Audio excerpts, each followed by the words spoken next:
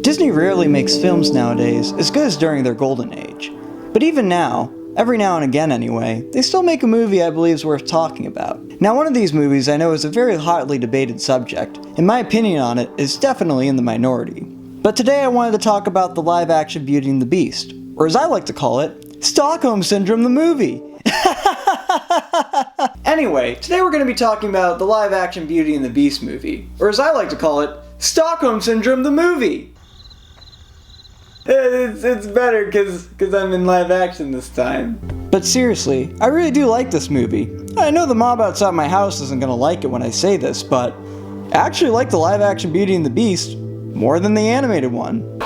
Yep, they didn't like it! Okay, you get the point. Most people either just straight up hate this movie, and the ones that don't mostly consider it just a meh film. While I could spend all day reading the entire laundry list of issues people take up with this movie, instead today, I'd like to try and share my reasoning for why I think it's a superior version. Maybe, just maybe you'll agree with me. By now, Disney has made or is in production of making a live-action movie for almost every one of its classic animated films. And you know what? Almost all of these have been garbage, with terrible effects, unneeded story additions, downright changing of plot points, unforgivable omissions, and many, many more. Now while the worst offender of these issues has been Aladdin, all of these movies have suffered somewhat from these problems.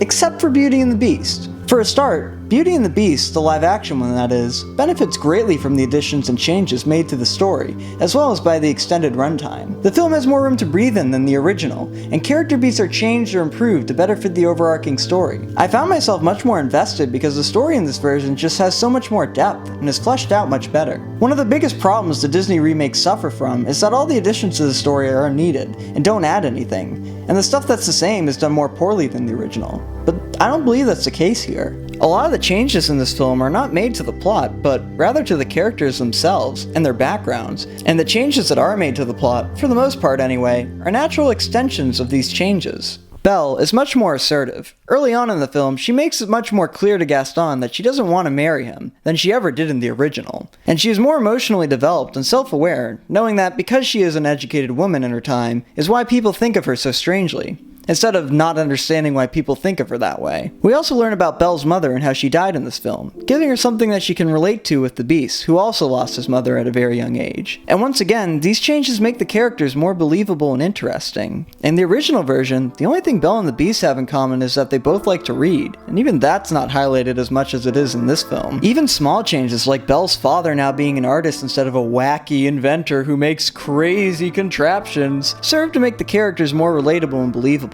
Of course, I can't go without mentioning the changes to the Beast. As I said before, we learn about the Beast's parents in this version. His father was wicked and cruel, and his mother died when he was very young, which means that in this version, the Beast isn't just an asshole with anger issues, but rather an asshole with anger issues and a bad childhood. But seriously, with the idea that his father's influence is what made him so cruel in the beginning, it makes his redemption in the end a little more credible. In addition to this, it's made very clear all the inhabitants of the castle were very aware of how cruel and wicked the Beast himself had become, before everyone gets enchanted, and instead of trying to help and set him on the right course, they stood by and did nothing.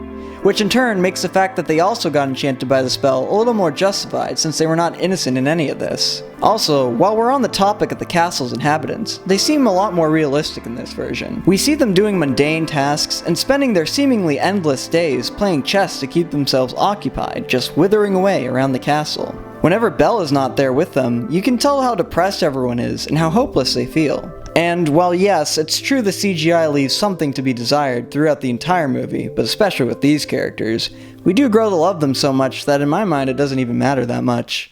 Of course, on the villainous side of things, we have LeFou and Gaston. Not much to say about the changes made to LeFou. Personally, I like flamboyant gay LeFou more than hunchback creature like LeFou. I think him being changed to a cowardly man following Gaston out of fear and admiration works better than just being a random henchman that, for no apparent reason, serves Gaston. Also, come on, this version of LeFou's way funnier, and I like his little redemption arc at the end. I will say, the changes made to LeFou are so much so that he's basically a brand new character, with the same name, filling the same story purposes. But I think personally, this version's just better for the story anyway, so I don't really care. Gaston, on the other hand, is an entirely different story. Instead of changing him into a different character, they crank up his intensity to 100. Aside from being a Frenchman who doesn't understand French, Je ne sais quoi?